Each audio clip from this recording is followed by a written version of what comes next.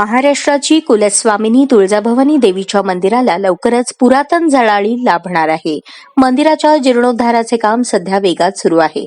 भाविक आणि पुजारी बांधवांची गैरसोय होणार नाही याची काळजी घेऊन नियोजित केलेले काम पूर्ण करण्याच्या सूचना देण्यात आल्या आहेत. हजारो वर्षांच्या अनमोल आध्यात्मिक आणि सांस्कृतिक वारसा असलेल्या तुळजाभवानी देवीच्या मंदिरासह मंदिर परिसरातील उपदेवतांच्या मंदिरांनाही प्राचीन गतवैभवाचे रूप मिळणार आहे.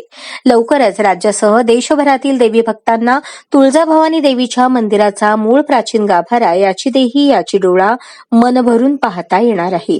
कुलस्वामिनी तुळजाभवानी देवीचे तीर्थक्षेत्र केवळ मराठवाड्यातच नव्हे तर संपूर्ण राज्याची सांस्कृतिक राजधानी ठरावी इतके महनीय आहे.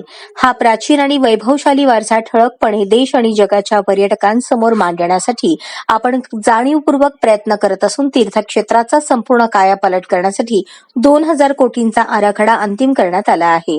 दरम्यान मंदिर समितीच्या स्वनिधीतून 60 कोटी रुपयांची कामे सध्या वेगात सुरू आहेत.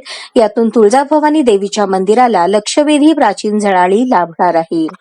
तुळजाभवानी मंदिराच्या बाजूला असलेल्या टोळ भैरव मंदिरातील टाइल्स फरशा काढण्याचे काम सध्या सुरू आहे. या फरशा काढून पुरातन आकार देण्याचे काम पुरातत्व विभागाच्या निगराणीखाली सुरू आहे. वर्षातून केवळ एक वेळा तुळजाभवानी देवीच्या मंदिरात दर्शनासाठी येणाऱ्या टोळ भैरवाच्या मंदिराचे प्राचीन आणि आध्यात्मिक महत्व अनन्यसाधारण आहे.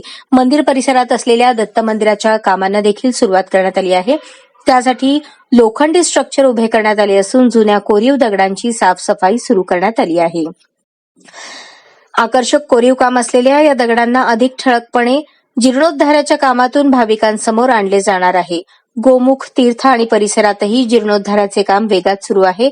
त्या ठिकाणीही मोठे लोखंडी स्ट्रक्चर उभारून पुरातत्व विभागाच्या नियंत्रणाखाली मोठ्या वेगात काम सुरू आहे. तुळजाभवानी देवीच्या दर्शनासाठी राज्य आणि देशभरातून येणाऱ्या भाविकांना कोणत्याही प्रकारचा त्रास होणार नाही याची काळजी घेऊन कामाचे नियोजन करण्यात आले आहे. काम सुरू असताना भाविकांना तुळजाभवानी देवीचे दर्शन घेता येईल याकडे लक्ष देण्यात आले आहे. सर्वात महत्वाची बाब म्हणजे तुळजाभवानी देवीच्या दर्शनासाठी येणाऱ्या ज्येष्ठ आणि दिव्यांग भाविकांच्या सुविधेसाठी लिफ्ट आणि रॅम्पची व्यवस्था केली जाणार आहे. तुळजाभवानी देवीच्या दर्शनानंतर अत्यंत उत्साहाने आणि समाधानाने प्रत्येक भक्त आपल्या घरी जावा असे नियोजन आपण करत आहोत. मंदिरात नव्याने केलेले बांधकाम काढणे, भुयारी मार्ग, यज्ञ मंडप, सभा मंडप, भवानी शंकर मंदिराचे जतन व दुरुस्ती केली जाणार आहे. त्याचबरोबर कार्यालयीन, प्रशासकीय इमारती, पोलीस चौकी, खुला प्रेक्षामंच आदी नव्याने केलेली बांधकामे काढली जाणार आहेत.